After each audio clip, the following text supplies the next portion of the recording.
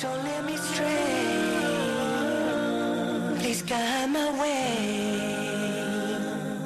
onto the path of my deen. Allah subhanahu wa ta'ala, Allah, I'm calling your name. Oh Allah. Assalamu alaikum wa rahmatullahi wa barakatuh. Welcome to another edition of Let's Talk on your favorite channel, Huda TV. And let me just take a brief moment in the beginning of this episode to remind you guys to support us via social media at www.facebook.com/Huda TV. Like and share the page and be interactive with us. Don't forget YouTube, www.youtube.com/Huda TV. Check out all of your favorite episodes of programs that you like to see and benefit from, like Ask Huda, The Straight Path, and much more. Book review, for example, health, so many beneficial programs that have been uploaded for your entertainment and benefit, so please take advantage of that. Of course, don't forget our email, talk@huda.tv, and please send me your opinions, thoughts, feedback, suggestions for this show, for this channel, regarding presenters and scholars and topics as well. And take advantage of that medium that we have for you, because I believe Huda TV is the only channel in the world that allows its viewers to really truly be interactive and participate with us and help create programs that you would like to see. So we are working for your service, and we're ultimately working for the sake of Allah. So please continue to support Huda TV and let it truly be a light in every home. Continuing on with our topic of discussion today. As you know, Let's Talk is, I hope it's a beneficial program that discusses beneficial topics for youth and adults, but for youth in particular. So in this episode, we would like to talk about your role in life. What is your role in life? Is your role in life is to get the best grades you can in school and accumulate degrees and personal prestige and wealth? I mean, certainly there's nothing wrong with that. I guess we all do it. But is there something more than that? What is Allah calling us to do in this life? And what are some goals that we can set for ourselves to reach in that regard? Let me go ahead and introduce my guest now that you know the topic. Assalamu alaikum, dear brothers. Wa alaikum assalam. All right, brothers, thank you guys for joining me again. I really appreciate it.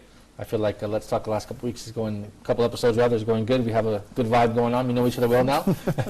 So I want you to start, brother. Where are you from originally? What you're doing here in Cairo, where we are broadcasting from, and then we'll go from there. Go ahead. Assalamu alaikum wa rahmatullah. My name's Idris Tawfiq. 27 years old. I'm here, inshallah, studying. And inshallah, when I finish studying, I'm going to go back to London and try to spread Islam, inshallah. Great, wonderful, great, noble aim. Go ahead, brother. Assalamu alaikum wa rahmatullahi wa barakatuh. My name is Abdul Hakim Darwanzai, and I am from Afghanistan, and now I'm studying Arabic language in Nil Markaz. And great, that's where I took I took actually level 2 at Now Center. Right. In High Seba Medina Nasr. Really? Yeah. It's and not a commercial. Education? It's not a commercial. Great. It's great. They're good brothers, yeah. You like it? Yeah. They're Turkish, as a matter of fact. Yeah. But brother, before you came here to learn Arabic, you already spoke how many languages?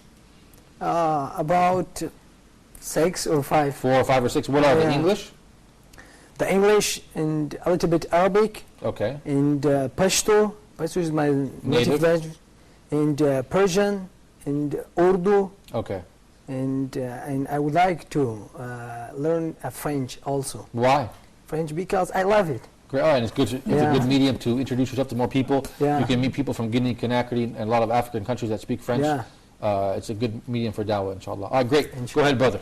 Assalamu alaikum. My name is Yasir Laskar. I'm from Alexandria, 22 years old. I'm doing a Bachelor of Commerce from Alexandria University. And inshallah, this episode will be beneficial for people. Hey, thank you, brother. It's always a pleasure to have you. Thank you for being here. Thank you. Go ahead, brother. I'm Nazif Abu Bakr from Nigeria. I'm here to study at Al-Azhar University, inshallah, next year. Great. My ambition is to open a channel just like Huda TV. Or work for us. Country. Or work for us, be our correspondent down there in Kano State, where you're from, inshallah. That's cool. Yeah, great. But I want to ask you as well, how many languages, brother, did you speak before you arrived? Okay, so far 3 languages. Which are? My native language, Hausa, then Arabic, and a little bit English. Your English is great, brother. You shouldn't say English. You say fluently, mashallah. I forgot to ask you, brother, do you speak Spanish or any other languages? Okay. But your Arabic is strong, so that's good. Great. Inshallah. Inshallah. All right, you guys, let's go with, let's talk about our role in life. So I suppose life is, there's many distractions, especially facing young people. I suppose when you're young, I'm 31 now, but I remember when I was 21 and younger, you know, what I thought my role in life was, which was, you know, to be an athlete when I was a teenager. I thought I wanted to be a basketball. I didn't think, I knew I wanted to be a basketball player. That I wanted to be a cool guy like I saw in the rap videos. Then I wanted to do this, I wanted to do that. So my role, I didn't know what my role in life was. When I became a Muslim, Allah clarified this for me. Thank God. However, many people are Muslim, although they are Muslim, unfortunately, this is not clarified for them. Yeah. So perhaps we can begin by clarifying what is our ultimate role in life. Jazakallahu khair. You know the famous ayah in which Allah mentions, وَمَا خَلَقْتُ الْجِنَّ وَالْإِنسَ إِلَّا لِيَعْبُدُونَ. Allah says that He didn't create the jinn and the mankind except for ibadah, except for worship. So, if you like, the primary goal of every Muslim is to worship Allah and to enter into paradise. That should be like the head goal. You know? Right, yeah. But you see, the thing about the word ibadah is that Allah, He left it open. It's not defined, strictly. Because anything which is pleasing to Allah is an act of ibadah. You smiling at your brother, act of ibadah, being good towards your mum, an act of ibadah. This even removing something harmful from the street, picking up the Pepsi can at someone, it's an act of ibadah, So I think this is an important topic because Allah, He created every single one of us as individuals. We're all different, we all have different personalities. If you have twin brothers, they look exactly the same, but the fingerprints are different. Amazing. And even to some degree, their personalities are going to be different as well. So all of us, we're all individuals. And because of that, it means that we all have that one deed or that one thing that we can offer to everyone and that we can do that maybe nobody else can do. So what's important is that we look within ourselves and we think, okay, what's that quality that I have that other people don't have? Not just because sometimes we think of this just in the workplace, but this in terms of our day-to-day lives, what's that thing that I can do that no one else can do? Because we're all individuals, every single one of us has that deed that maybe he finds easier than other people, or he has that characteristic that no one else has. So all of us, we can contribute something which can be a means of gaining things in dunya, livelihood, but also obviously in our akhirah as well. Thank you, brother, because I realized, when I first became Muslim, I really wanted to, be like a sheikh and stuff, but my life hasn't went that way, and I realized that I'm taking some courses and stuff, but I realized I had to think to myself, how can I serve the Muslim Ummah? What is my role? Okay, I'm good I like reading and writing, so I try to take this path, use a skill that Allah gave me to benefit the Ummah. I think that's very important. Thank you for, everybody has a skill they can use. It's very, very important, and I think sometimes because we're all pushed in the same direction, a lot of people have this mindset, okay, what can I do? I can't be a scholar. So I can't, that for them it may mean I can't be a good Muslim. Right. Right. We all fall into it. A lot of us. We all fall into that. I'm not attending as many lessons as I should be. I'm not being a good Muslim. But it's not the case. Because everyone has their specific role that they have to do. Yeah. And there's so many things that have to be done. If everyone was just in the masjid studying, then there's so many things outside that's not being done. So we all have that thing that we do that we need to do for the sake of Allah. Thank you. The society needs multiple mobile skills. Yeah, thank you, brother. Brother Abdul Hakim, I want you to talk to me about the same topic as well. How can we, identify what our skills are and ultimately what is our role in life as well, and how can we fulfill that role? At the beginning, like my brother Ilyas that mentioned that وَمَا خَلَقْتُ الْجِنَّ وَالْإِنسَ إِلَّا لِيَعْبُدُونَ.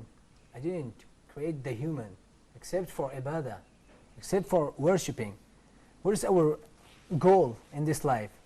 Our goal is not that wasting the time and we without ibadah, but the life of Muslim is full of ibadah if he's practicing the Islam, if he's practicing on the sunnah of Rasulullah sallallahu alaihi wasallam. If even, as the Muslim told us, that even you are walking in the road, you must walking at the right side of the road. Look at, if you're practicing this, Allah will give you reward. And what is our huge responsibility? Our huge responsibility is that learning the Quran and teaching them to another.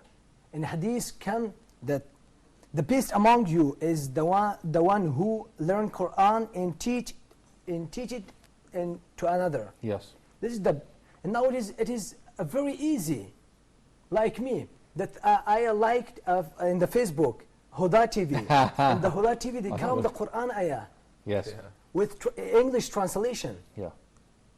Look it is nowadays, it is very easy. From the internet we can. There is a lot of Quran is with translation available. We can hear and recite the Quran by this, and this is our responsibility. And the other side, our responsibility is this: that spreading the Islam to the corner of the world. Yeah, of course. Not that we are Muslim, alhamdulillah. That's not enough for us. We must be, that's our responsibility, that's our due, that you must be spread the Islam at the corner of the world. Yeah, of course, right. And that's how it reached your country, which in those days was called Khorasan, which was far away from the center of the Muslim world. Islam reached your country by people going and opening countries and introducing it to different lands. Yeah. I want to mention real quickly before I go to Brother Yasser, I knew an American brother who came here, and he would spend his time teaching English to orphans, for a couple hours like this. So this guy, he wasn't like a scholar or a big shot or anything, just a normal guy, but he had his simple language skills, which is English, right? And he spent a couple hours teaching orphans, Muslim orphans, in this country, Egypt. Benefit the orphans. I mean, he will, inshallah, take a reward. So I think this was great. He knew his role in society, his professional role. Maybe he has a job doing whatever, but his role in society, he knew it was to Allah and the Muslim Ummah, and so he tried to do whatever he had in his little tool bag, which was English, and he gave it to the orphans. So I thought that was really good. That's right. Go ahead, brother. Yes. Actually, you took the words out of my mouth. So that's what I was just about to say because I was thinking about it. Matter of fact, anyone can use his profession for Islam's sake. Anyone can use his profession for Islam's sake. Example, let's say, like you said, a teacher, he would do it just for free, but he would do it like being honest with it, like not just teaching English. No, he knows that okay, he's an orphan. I cannot, do something for the sake of Allah. Yeah. Not everything, not your like your profession. Allah, the goods, all the things that Allah has blessed you with, you have to keep showing it to other people. Give it back to other people. Don't just get solely with it because Allah will take that gift from you. Yeah. It's a gift. It's a gift from Allah. Whatever your profession is, whether you were a doctor or presenter or a scholar or engineer, you have to do something for the sake of Allah and have good intentions. Have good intentions. The intention before doing the job is even much more important than the job itself. Yes. That's it. So before you do it, you have to accept that Allah Almighty is above you. He's watching you. He blessed you with this gift to see what will you do with it. How will you react towards your brothers and sisters in your community? How will it reflect on your behavior? How will it reflect on your people surroundings? Yeah, of course. Yeah. That's right. So even a doctor should do something for charity. I knew actually a doctor who once he used to do it all the time. Matter of fact, let's say he will treat, say, 10 patients and then get 2 out of 10 who would he feel that they're not that wealthy, they don't have enough money, they're poor, they're orphan, whatever their reason is, and he would just do it for free. He would be like, okay, man, go. I don't want anything. It's for the sake of Allah. Yeah. And if you have anything, just come back. I'll be here for you. Yeah, that's anytime. Wonderful. Yeah, that's so wonderful. that's how Muslims should react. If Muslims reacted this way, we all would be like really fine. Yeah, I can agree with you more, brother. And I want to mention also the brother that was helping those orphans and like that doctor, he didn't do it because these kids are Americans or Nigerians or Egyptians or whatever. He did it for the love of Allah. He did exactly. That's it. And to benefit the children because they're Muslim youth and to help them, give them. Don't be so cheap. Don't be a miser. That's right. Help other people. So this you're a part of a community. Right. You're a part of. You're not alone. You're not all by yourself. You're a part of a community, and this ummah is all one. The ummah, Islam is not. They're no. I see a lot of brothers, especially dark-skinned brothers. The main reason in America why they become Muslims is because of racism. Right. They find out that, example like Hajj Malcolm X. Yes. Peace be upon him. By the way, he's a great man. He's a great leader, great man. Because one of the reasons he became a Muslim because he was facing racism in his place, and that's what he said to dark-skinned people in America. He said, "I found peace in Islam." Yeah. we stand in the same line, a black man next to a white man, next to a poor man, next to a rich man. So that's it. Yeah, great. Thank you. Yeah, and I believe when he made Hajj, you know, he saw this interaction between people, Yes, so that's this helped him. That's what So, you know, may Allah have mercy on him. May Allah bless him. I think he was a great man, a great leader that hasn't really taken his right, actually, in society. Kind of history has practiced his role. He practiced his role as a preacher, and he gathered the Muslim community, especially the Muslim, after he turned Muslim. Yeah, right, yeah. So this is important. That's right. Yeah. And we only have a couple minutes before the break, but I want you to introduce yourself and give me a couple of thoughts before this on this topic, then we'll go to the break. Go ahead, brother. Okay, as we know, unquestionably, a Muslim Ummah is going through a difficult situation now. So, if there is a time that everyone is required to play his role commendably well, this is the right time. I'm sure if everyone has played his role as he should, we can minimize the level of dilemma that we are in. Yeah. For example, at school, everyone has his own part to play. At school, we want a Muslim student. Yeah, he's a Muslim, but we want to see that Islam in his action. A Muslim doctor, a Muslim lawyer, whatever job that you do, try to put Islam, try to imply Islam in that job. Yeah, thank you. We can see a large number of Sahaba, due to their short lives, but if you take one of them as an example, you can see he's a Ummah himself. Yeah, thank you. We're going to take a short break, and real quickly, and people come from different places and backgrounds, and they bring different things to the Ummah. I believe Salman the Persian was the one who brought the idea of digging the trench, because he said the Persians used to do this. It was a trick of the Persians, a technique, and he brought it, and the Prophet welcomed that, and it was effective for them. So I think it's important to bring the skills that you have to benefit the Muslim Ummah. You guys at home, stay tuned for more. Let's talk. We're going to continue talking about your role in life, and I know it's a big topic, so stay tuned for more. How perfect my Allah is, and I praise Him. Subhanallahi wa bihamdihi, Subhanallahi. How perfect you are, Allah,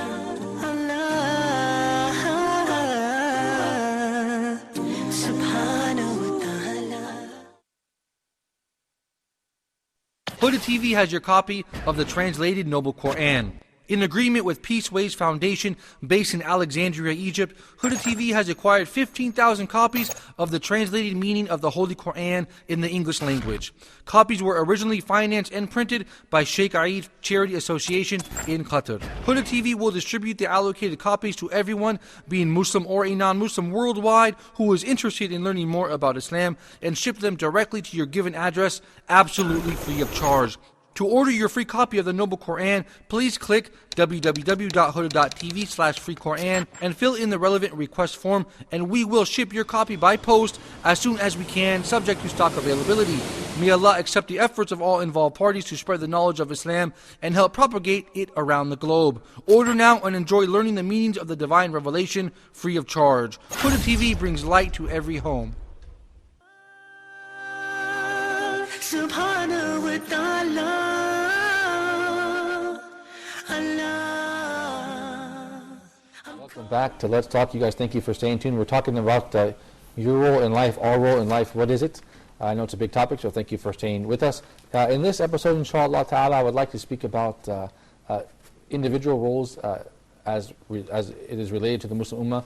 What I mean to say is your role as a student, as an employee, as an employer, as a teacher, as a mother, as a father, as a brother, as a sister, this sort of thing. Brother, what do you think? I mean, every single person is different. Perhaps you are a single child, or you have siblings, or you are a parent, or you're not a parent, or you're married. You know, we all have a different relationship, you know, so we all fit in a different place, different skills. We come from different countries. So how can we find our niche and go from there? I think it's important, first and foremost, we just correct our intention, you know. Prophet sallallahu alaihi wasallam mentioned, "Innamal a'malu binniyat wa innamal likulli imrin ma nawa." Actions are based upon their intention. The person will be judged for whatever they intended. And with that in mind, you know, I'd like to quote actually Mahatma Gandhi, in which he said that become the change that you want to see. Yeah, it's a great quote. And it's an important quote. Like, if there's some kind of change that has to be done and no one's doing it, then you take that upon yourself and you do it yourself, rather than sitting down, oh, we don't have this, we don't have that, this problem, is that problem. You know, if you see the need for it, then Do it. maybe you're the one that actually should change it. And Yeah. when we look at Islamic history and the great Islamic leaders or the great Islamic thinkers, I mean, this was one of those things that they done. For example, you have Salah ad-Din and Ayyubi, rahimahullah, in which, you know, he saw that one of the great issues that the Muslim had was the issue of, you know, division amongst one another. Right. You know, this person's killing this person, this leader's assassinating this leader, you know, this group of Muslims are fighting this group of Muslims. So one of the most important things he done was to unite Muslims. Yeah. You know, bring them together, and then they can go on and they can regain Quds, and they can, you know, Yes. you know, open a lot of the world, etc. So everyone needs to look at the situation in their own community, in their own families. You know, they need to look at the situation in their schools, in their universities. You know, there's a lot of good, there's a lot of opportunities for ajr, there's a lot of opportunities to get reward from Allah. Yes. But we just need to open our eyes and see, okay, I'm good at speaking. Maybe I'm a public speaker. I should be speaking publicly. Maybe I'm not a good speaker publicly. Maybe I'm the person who's behind the scenes, you know, what have you. You know, Yeah. they have the cameramen here. I Yes. can't do what they're doing. Yeah, right. Everybody has a role. Everyone has their role. Yeah. So everyone has their role that, you know, contributes to the final product. Yeah. And that final product is the progression of Islam and Muslims. Yeah. So everyone has that role to do. Yeah. You know, maybe the mother, her role, if you look at the mother of Anas ibn Malik, she just gives Anas to the Prophet ﷺ and says, take him. You know, he can be your servant, he can help you, you know, he can Right. assist you in your mission in some way, shape or form. Yeah, subhanallah. You look at the Sahaba, Hassan bin Thabit, he was just a poet. Yes. Great You know, point, brother. He wasn't on the battlefield. Khalid bin Walid, he was on the battlefield, nothing, he's not going to be doing the poetry. Right. Uthman ibn Affan assisted the Ummah with his money. Same Right. Abdurrahman ibn Auf. So all of the Sahaba, you just find them doing completely different things. That the end product was the progression of Islam. Yes. But now, unfortunately, what we have is the role or the goal for, the purpose for all of us is maybe get a nice job and make some money, have a nice car, have a nice place, and then that's it. And that's why we're seeing that the Ummah is just going backwards. Yeah. Yeah. You know, yeah. but when the Ummah was thinking about their deen and they're thinking about their, you know, their relationship with Allah, that's when everything goes forward. Yeah. So in terms of role and responsibilities, that is like the key point. You know, what can I do to progress Islam and Muslims? If we have that mindset, then Allah will give us. You know, Allah will give every single one of us if we put His deen first. Yeah, thank you. You know, Allah will provide for us. So I think in regards to role and, you know, this has to be at the forefront of every Muslim's mind. What can I do to contribute? Not what can Islam do for me. Right. This is that mindset we have. What can Islam do for me? What can I do for Islam. Islam? Yes. It's a big Yeah, in big, that- big changing narrative. Thank you, brother. I remember they say John F. Kennedy said, "Don't ask what you can Do for America. Or, right your yeah. country, or don't ask what your country can do. If you ask what you can do for your country." Yeah. This attitude that Muslims should have. Also, I see a lot of Muslims immigrating to Western countries, and they benefit those societies so much Yeah. because they are professionals and they have good morals and values, many of them, and they benefit the society. So I wish that they would stay.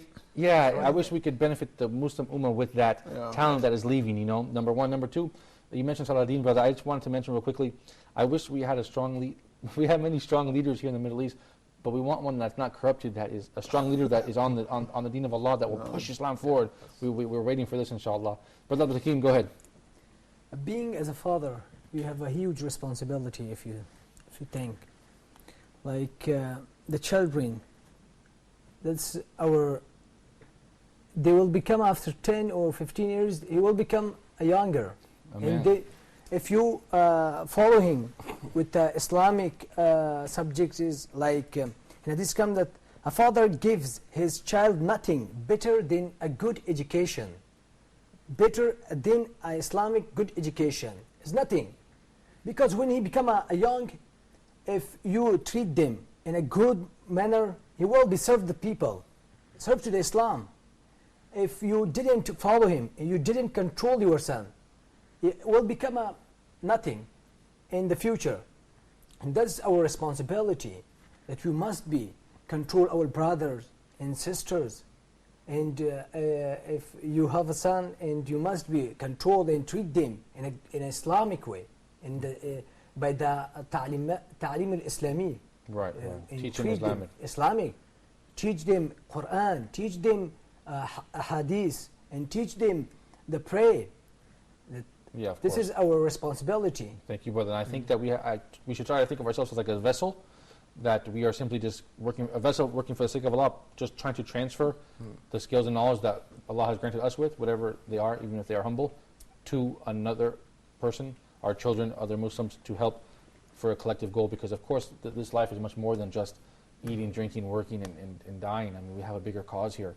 And I think it's important to remember that, because sometimes perhaps we do forget that as Muslims. Brother Yasser, go ahead. It is important. Actually, as a matter of fact, a good point, by the way, brother. That was about that. Even if you are a father, you have a role towards your children.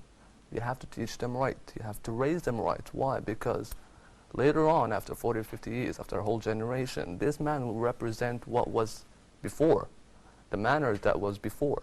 So you have to raise him in a manner that this man will be very beneficial for Islam, for the Ummah, for Islamic Ummah. It's the base. It's not just the father. It's the father and the mother, both of them, both parents. Why? Because it's the structure of the whole. Islam is not about the whole structure. It's based from the structure of family. Yeah.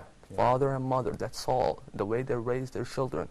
And actually, I was in a microbus going from Cairo to Alexandria, and I had a passenger sitting right next to me, and we had a talk. So I found out that he's a doctor, he's a professor in a university. So we had a talk, and I told him, like, I was in this country, and I worked in this job, and I'm doing this, and I did that. So he was like, okay, the problem is, so what do you think? I was asking him, as an old man, as someone who's with experience, exactly. I was like, okay, what do you think? Do you think that it's good to leave and go, let's say, for UK or whatever, or Wales or America? And he was like, you see, that's our problem. Yeah. That's our problem. The brain drain. Exactly. We have great experience. We have great people with great knowledge, and then they will go leave Arab country, Muslim country, and then they will waste their whole life benefiting others, while you can just benefit Islam, benefit Muslims. Yeah. So that's a big waste. Brother, when and actually he convinced me. He had a good impact on me, and I was like, man, you did it. You changed my mind. Like, that's all. I saw a program, I forgot, I think it was an American program called 60 Minutes. Oh. They were in India. Okay, and the government of India, they were saying, we're so frustrated, we have paid for the education of all these doctors, and they just go to America and they serve another country.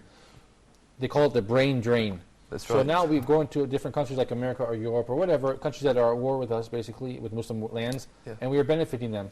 So right. May Allah help us, secure. You see, that's another problem. I'm sorry to interrupt. That's another problem. Why? Because in your country, in your own Muslim country, you won't get really appreciated for your knowledge. Right. See, that's the main problem.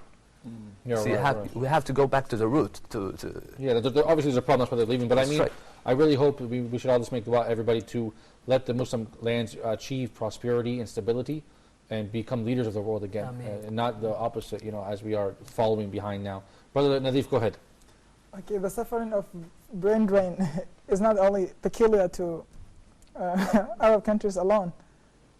Muslim Ummah in general is suffering from brain drain. Yeah. Yeah, because we don't appreciate people with some special talents. And also there's another problem. People or a person has something to offer to his community, but due to the feeling of inferior conflicts, they say, oh, I have nothing to offer. There are great people out there. Yeah. They will do it on my behalf. No, you are part of the community. Be part of the solution, don't be part of the problem. There was a little story of a guy who, in Nigeria, when you graduate, you have to go to something called nation service. Yes. In Arabic they call it. If you're from north, you'll be assigned to south. I like this idea, by the way. They call it in Arabic, Hizmet al-Watan. Yeah. So while this guy was there serving his nation, some people had a quarrel over money, and he solved the problem by paying that money. And during the night, a woman came to him with her daughter. Said, "Oh, I offer you my daughter so that she can sleep with you as a reward for what you did yesterday." He said, "Wow, this is against my religion." He said, "Wow, please tell me about your religion." Well, before he came back, many people embraced Islam at his hand. So this is a great example. Everyone whatever situation you are in, you have a part to play. Yeah, thank you. I certainly appreciate it. And I hope that perhaps in the next segment we can talk about how our roles do change, actually, because how do your roles change as a young man, as a teenager, as a young adult that's not married, as an adult, as a professional? Many different aspects to roles that do change over time. I think it's important to address that. And I want to remind the viewers to stay tuned to Hooded TV and stay tuned to Let's Talk. And if you're not on our Facebook page, please check it out at 3ws.com/facebook.com/Hooded TV and like and share the page, you guys. And you can also check out the Let's Talk Facebook page as well. And please do send me your contact information and your suggestions and thoughts for this program. And remember, each individual program does, in fact, have an individual page for you to contact us at. Don't forget talk@hooded.tv as well to send me your thoughts. We've had guests on this program and topics that I got from you guys, so don't forget to do that. Don't forget to check us out on YouTube as well at 3ws.youtube.com/hoodedtv. And remember, YouTube there, you can watch the online streaming or check out the uploaded videos for your educational benefit. Stay tuned to Let's Talk in the next segment. We're going to talk about, we've identified your role in life, which is what? Your role in life is to serve the Muslim Ummah. It is for the sake of Allah. And we have identified that you can have religious or secular education and skills and use it in a positive way to serve the Ummah. Considering that and having established that, we want to go to the next segment. In the next segment, I want to speak about how your roles change over time. When you become older as a professional in perhaps medicine or engineering or any field, it's different from your role as a young man, as a son, as a daughter, as a father, as a young father, as a spouse. So there's many dynamics to this topic in which we will address after we take a short break, inshallah. So stay tuned for more Let's Talk. How perfect my Allah is, and I praise. Subhanallahi wa bihamdihi, subhanallahi. How perfect you are, Allah, subhanahu wa ta'ala.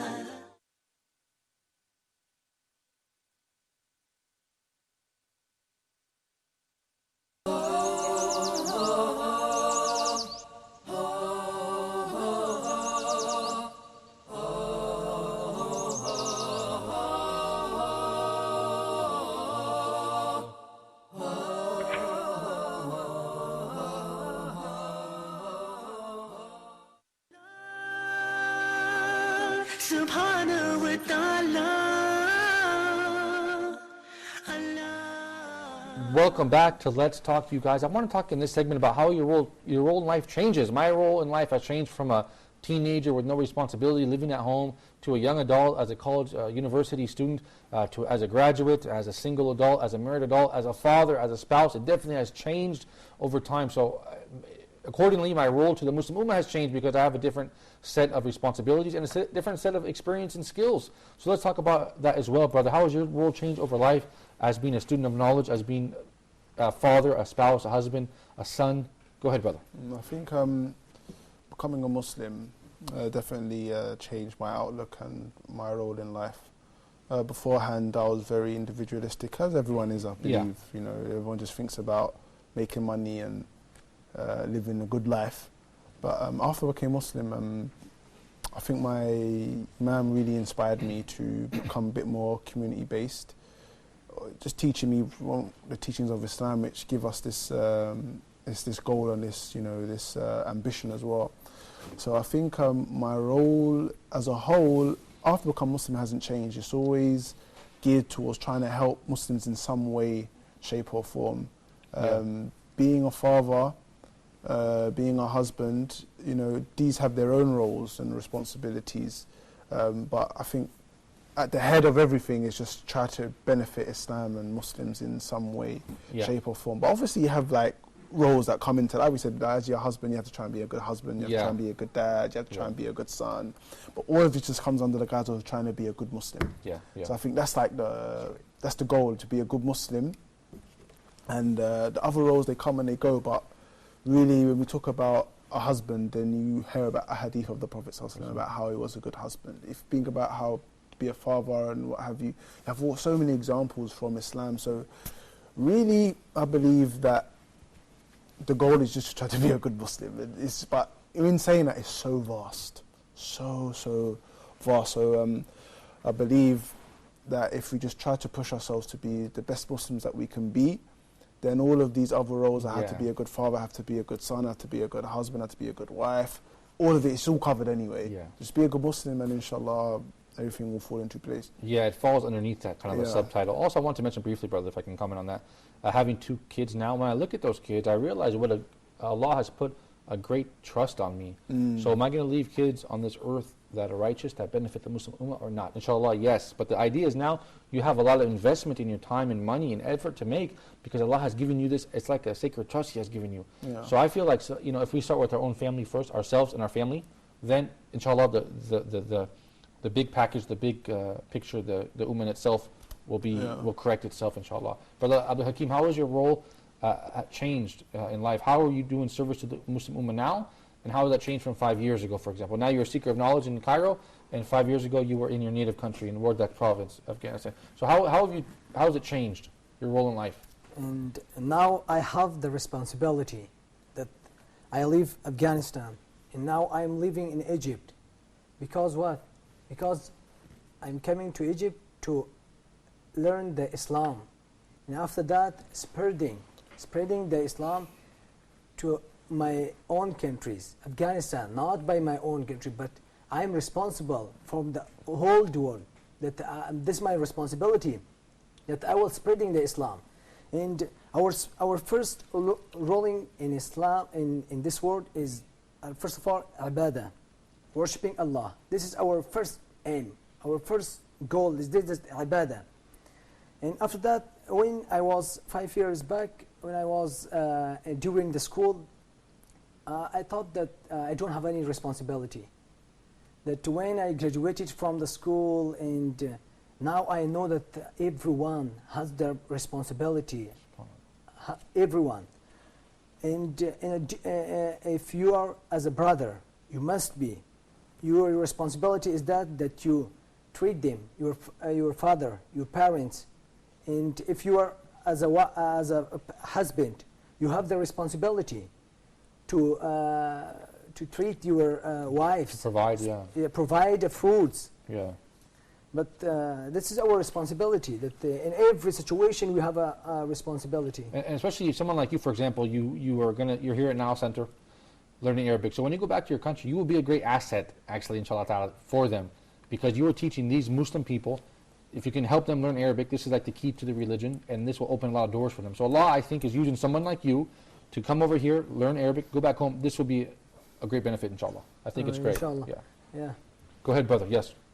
Well, first of all, I think that the base of anyone can just start from learning the true Islam, the true religion of Islam, because you cannot be like, okay, I'm a doctor, I'll benefit other people. You'll think you'll be like, okay, what am I getting out of this? Right. I'm getting nothing. So why would I bother myself? I don't even know the guy. Right. You see, that's what most people will be like. But when you go back to the base, which is Islamic teaching, you will have a strong reason to motivate you, because you want to get the final reward from Allah, because that's your religion. That's what Islam is teaching you. So whatever your role, whether it was a father or a son or a doctor, you have to keep faith in Islam before your job or salary or waiting, expecting the money to come at the end of the month. You have to be like more beneficial for your brothers. Yeah. And be honest. That's right. Becoming like honesty. That's all these stuff are just under Islam. Right. So Islam is the head of everything. If you started from Islam, that will actually make you even more on every level, not just. Better, right. But what about the intention? Because I do see a lot of non-Muslims doing many great things. They travel the world, organizations, non-profits, and they do a lot of wonderful things. I've seen a lot of medicines and education. So, but at the end, their intention is, I don't know, who knows, the sake of humanity, for the whatever. So, what if you do all these good deeds, but you don't have the right intention? Then what should our intention? It doesn't count. Actually, you got to have a good intention, a pure intention. Matter of fact, in Kuwait, when I was in Kuwait, there are a lot of charity foundations there in all Gulf countries, especially Saudi and Kuwait actually. So what they do is example of the charity, the type of charity they're doing is getting the medical machines from many hospitals, buying it after the second hand is used, but they're cleaning it and then preparing it, and great. it's like, you know, brand new, and then shifting it to maybe Somalia, Great. Bangladesh, Allah. India, and I've even I was like observing the whole thing, you know, saying like, okay, put this one in this container, and I've seen a lot. Yeah, I was in this business for a while, because actually that's what my father does. So oh, great. so he was trying to teach me this, but I was not into it because I was more into translation and English. And even after I learned that, all I did, the first thing I did, the first job ever I did in translation was just for the sake of Allah. I mean, it's not like I'm bragging about it, but I'm just like, it's maybe setting an example. Thank you have to, exactly, just, I'm not expecting any money out of it. Yeah. I just translated a whole book just to benefit other people, because I saw a lot of wrong ideas, so you have to change them any way you can. Right.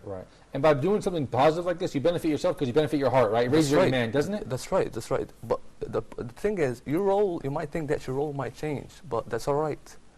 Priorities, they do vary. They do vary depending on your age, maybe, your situation, where you are, how you are. I mean, it changes, But it's always based on Islamic studies. You have to keep that first. Yeah, thank you for brother. anything. Wonderful point. Thank you, brother. Go ahead, brother. Brother Nadif Abu Bakr. Continue, inshallah. Okay, I'm deeply indebted to humanity at large, because I spent a large portion of my life aimlessly. So I don't have any role to write home about.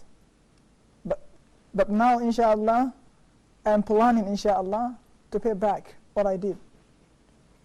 That's why, bi'idhnillah, in the next 20 years, I want to have impact on life in general. Life on humanity. But what is the drive in your heart, you know, that makes you want to have this? I mean, a lot of people, they don't have this intention. So what has pushed you in this direction? You know, why do you feel now the need to give back? Why?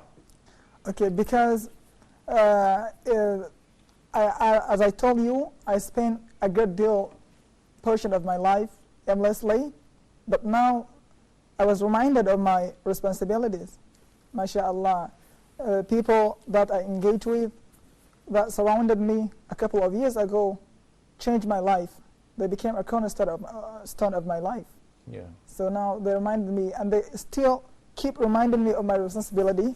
That's why I'm here in this country, to learn my religion and to learn whatever comes into my hand. Yeah, thank you. I feel like you in this regard. Yeah, and to go back to play my role, inshallah. To benefit your country. Vital, yeah. Yeah, thank you, Tawfiq. I want to go back, we have about 10 more minutes, I think. I want to go back and ask you, brother, briefly. If we read the seerah of the Prophet ﷺ, we do see that he addressed people according to their capacity, and he put people in their roles according to what they can do. Maybe you can perhaps, I know you spoke about that a little bit, but you can perhaps speak about that a little bit more. I know for when the kuffar were making poetry against him, Hassan ibn Thabit worked as in this way, like a war, using his skill as a poet. You mentioned Uthman. Can you maybe perhaps share some other things as well? Events where the Prophet ﷺ, he arranged people, or he gave people orders according to their background and skill. He gave people their roles according to what they could do. No, there's so many examples of sometimes just Bedouin Arabs going to the Prophet ﷺ and basically asking them, you know, what should I do to attain paradise? Yes. And he would just give them very simple advice because they couldn't handle anything more. Right. Some of them it was just, you know, you become Muslim and you pray and you fast. Yes. You know, some of them, when Mani asked the Prophet ﷺ, you know, give me some advice that I can ask you, and I don't have to ask anyone else apart. And I don't know if I asked him after this, and he said, قُلْ آمَنْتُ بِاللَّهِ فَاسْتَقِمْ, and some other narrations, ثُمَّ اسْتَقِمْ, you know. Say I believe in Allah and just remain steadfast. Nothing else whatsoever, you know. So there's other examples, you know, when the Prophet ﷺ, this is when he's about to leave Makkah, you know, it shows the planning of the Prophet ﷺ. He's about to leave Makkah to go to Medina. And all of the non-Muslims at that time, they said, you know, we can't kill him because he's got a big tribe, so we have to get strong men from many tribes and stab him at the same time. Right. And so after that, his tribe, they can't fight back, so they have to accept the blood money. Yeah, right. You know, and at that point, the Prophet ﷺ, he gets Ali bin Abi Talib to lie in his bed and hide, you know, and pretend he's the Prophet ﷺ, because Ali couldn't do that. You know, because he was courageous and brave. He's courageous, he's brave, he couldn't do that. You know. Yeah. And then as he's going out, he gets like a guide to take them on a route to Medina that no one else would know. Yes, so this guide, he has that role as well. And as he's hiding, he has Asma bin Abu Bakr to bring the food to the Prophet ﷺ. And then he gets the son of Abu Bakr to hide the tracks and go back to Mecca to listen to what the people are saying. So it's just giving everyone a role according to their capacity. Their role to play and something that they can actually do.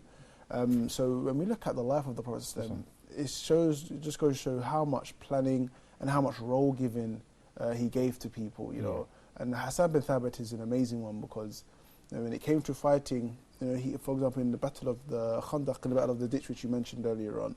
You know, he was with the women. You know, he was with the women until the auntie of the Prophet says, there's a soldier there, go and kill him. And Hassan says, oh, really? I'll just do poetry. And then she goes and and takes care of him. So, you know, everyone has that role to play. And the Prophet knew everyone that they could do. For another example, when the Prophet is when he's given da'wah, and you had the Hajj season, and everyone would come, and they would, all of the tribes would come to Mecca to buy, and they would sell. And so there was a point when the Prophet, he wouldn't talk. He wouldn't speak to people about Islam. He sent Abu Bakr to do it, because Abu Bakr had more knowledge of the tribes and their genealogy and where they're from and all of these things. The Prophet, he didn't do that. You know, he was just quiet. And Abu Bakr would speak on his behalf. And you say, you have a plethora of examples. Yeah, sure. But the whole point is that the Prophet knew the people and he dealt with them according to their strengths. And our responsibility is knowing our strengths. Certainly. And then doing what we need to do to benefit Islam in that way. So sometimes we had a famous example in UK recently, or in London. There was like a big push for education. Everyone has to learn, everyone has to go to college, university, and it's a noble aim, but it's not for everyone. Right, because people have different skills. Everyone has different skills. So some of the brothers, they were a bit disheartened because they were not people that can go and study in a book for how many hours a day and then learn. And it's not that. Maybe they can sell stuff on the marketplace and be really honest with people, and that's going to make Islam seem good. Yeah, certainly. So it was a bit of a disappointment because people are like, well, no, I'm not really academically inclined. Right, we have to identify their method of learning. Yeah. So I think that's very, very important. We understand our skills and use it. Hey, thank you for sharing those and those wonderful stories. I love those. And I know I would even speak more about this at length, but unfortunately the episode is over. So I look forward to seeing you guys in the next episode, inshallah. And I hope this episode was beneficial for the viewers at home. You guys stay tuned to Huda TV and stay tuned to Let's Talk. Continue to support Huda TV. And you guys don't forget to send me your feedback via our Facebook page, whether the channel's Facebook page or the individual Facebook page for this program, or at talk@huda.tv, or leave your comments there on the YouTube as well. So until next time, inshallah, I leave you in the care of Allah. Assalamu alaikum wa rahmatullahi wa barakatuh. How perfect my Allah is, and I praise Him. Subhanallah wa bihamdihi, Subhanallah. How perfect you are, Allah. Subhanahu wa ta'ala, Allah.